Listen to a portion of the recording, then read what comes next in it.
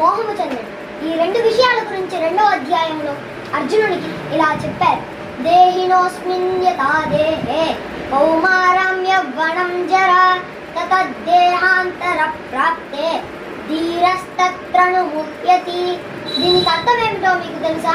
చెబుతాను, జాగ్రత్తగా వినండి.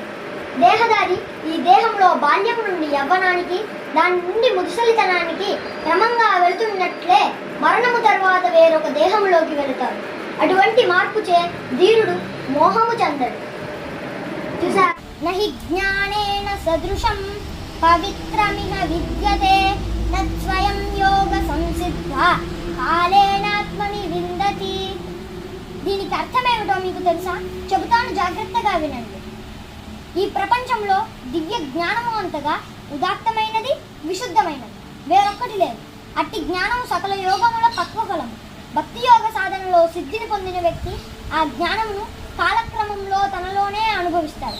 చూసారా, శ్రీకృష్ణ భగవానుడు దివ్య జ్ఞానము గురించి ఎలా చెప్పారో కదా.